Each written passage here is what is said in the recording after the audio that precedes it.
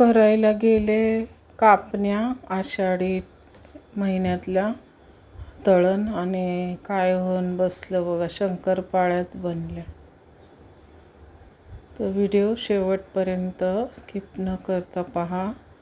बनले की नाही कापण्या. लाईक शेअर कमेंट्स जरूर करा. सबस्क्राईब जरूर करा. नमस्कार, गुड मॉर्निंग. कसे आहात सर्वजण? मजेत ना? मजेतच असायला पाहिजे. Welcome to my channel life with Ashwini. तर आषाढी वारी चालू झालेली आहे आणि हा पदार्थ खूप पारंपरिक आहे, जुना आहे आणि मी नेहमी बनवते, वर्षातूनच बनवते. आणि आज घेतला बनवायला. गव्हाचं पीठ चाळून घेते. गूळ उकळून घेतलेला आहे. तुम्हाला जेवढा मी अंदाजेच सगळं घेतलेलं आहे. हे बेसन पीठ आहे, ते पण चाळून घेऊया. आणि घरचं दळलेलं जर पीठ असेल तर तुम्ही ते चांगलंच आहे. आता इकडे मी रेडीमेड विकत आणलेलं पीठ आहे, तर मी दोन्ही पीठं चाळून घेतलेली आहेत चांगल्या प्रकारे, बघू शकता. थंड व्हायला ठेवले गुळाची चासणी, गुळाचा पाक. आता तो यामध्ये घालून घेणार आहोत. तुमच्या आवडीनुसार यामध्ये सुंठ पावडर, विलायची पावडरही घालू शकता. तर मी ते सगळं स्किप केलेलं आहे. फक्त गव्हाचं पीठ, बेसन आणि गुळाचा पाक आणि मीठ चवीसाठी घालून घेतलेलं आहे. बघू शकता, असं मीठ घालून घ्यायचं आणि हे गाळून घ्यायचं पाणी. गूळ चांगलाच होता, पण गुळाचं पाणी मी गाळून घेते. सगळंच घेते मी. अंदाजेच गूळ पण घेतलेला आहे, पीठ पण. मी काही माप इथं मेजरमेंटने तुम्हाला नाही दाखवत आहे. मी पण हे आता खूप दिवसांनी बनवते आहे. तर इथे बघू शकता, हे झालेलं आहे जास्त पातळ. त्याच्यात मी पीठ घालत राहिले.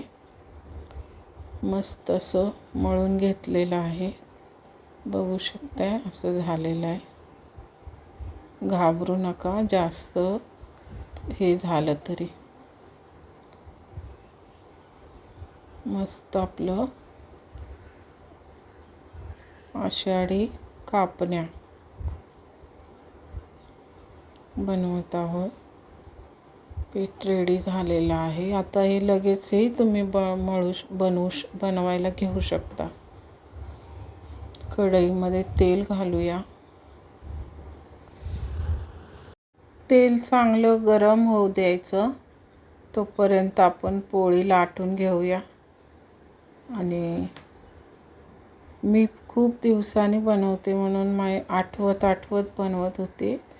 मी पहिल्यांदा बघत पण असते यूट्यूबला, पण यावेळेस मी सकाळचं भाजी भाकरी टिफिनला बनवले आणि हे बनवायला घेतलं. त्याच्यामुळे मी बघितलीच नाही रेसिपी. माझी मीच अंदाजे सगळं घेऊन गूळ आणलेला दिसला मिस्टरांनी, बनवायला घेतली. तर ही पोळी जरा पातळ झालेली आहे. चपातीच्याच प्रमाणे मी लाटली आणि हे मी असं कापून घेते. हे मी ह्याच्यासाठी आणलेलं, शंकरपाळ्यांसाठी. तर आता मी खूप दिवसांनी दिवाळीला वापरलेलं, त्याच्यामुळं आता सोय नव्हती. पातळ लाटल्यामुळं ते असे झाले. तेल गरम झालं की नाही चेक करूया आणि आपण कटिंग केलेले सगळे कापण्या तळायला घालूया. ते गुळामुळं गॅस मिडियम ठेवायचा आणि मंद आचेवर तळून घ्यायच्या. इथे बघू शकता, तर पहिला हा माझा सगळा फसलेलाच आहे, म्हणजे डिझाईन वगैरे. तर सेकंड पोळी मी केली आणि आता ती चाकूच्या साहाय्याने मी कटिंग करते आहे. तर एका हातात कॅमेरा पकडल्यामुळं मला दिसत नव्हतं. इथे बघा, मी अशा कटिंग करून घेतल्या. तर हा पदार्थ वारीमध्ये लोक जेव्हा जातात, असे पायी वारी करतात, पंढरपूरकडे जातात, तर एकादशीच्या म्हणजे आता या वारीमध्येच हे लोक असे बांधून घेतात खायला प्रवासामध्ये. तो हा पदार्थ आहे. म्हणजे आरामात 2-3 एक हप्ताभर तरी हे राहतात चांगल्या. आणि टेस्ट करून मी बघत होते, थोडी डिझाईन जास्तच लांब झाली. नेक्स्ट झाली ती शंकरपाळीच झाली. आणि ती मी पोळी जाड केलेली आहे, बघू शकता. आपण शेवटी चुकतो, पुन्हा ती चूक व्यवस्थित करतो. तर हा दुसरा फेरा आणि थोड्या सुरुवातीच्या माझ्या कडक झालेल्या आहेत, तर त्या पण छान लागतात. आणि दुसऱ्यामध्ये मी व्यवस्थित पोळी लाटून कटिंग करून तळलेल्या सुद्धा आहेत. फायनली बघू शकता, हे पातळ लाटलेले म्हणून असे कडाकणी म्हणतातच त्याला, ते झालेले आहेत त्या प्रकारात.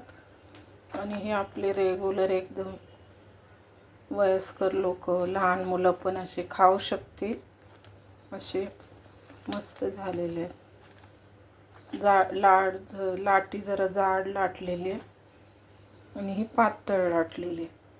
तर ही पण एकदम छान लागते आणि ही पण छान लागते. तर मी याच्यात खसखस वगैरे काही लावलेलं नाही, डेकोरेट केलं नाही.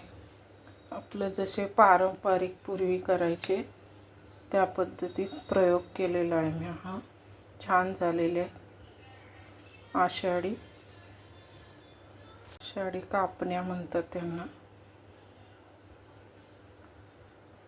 अशाच माझ्या नवनवीन रेसिपी बघायला चॅनलला सबस्क्राईब करून ठेवा, नोटिफिकेशन येईल. आणि लाईक, शेअर, कमेंटसुद्धा जरूर करा.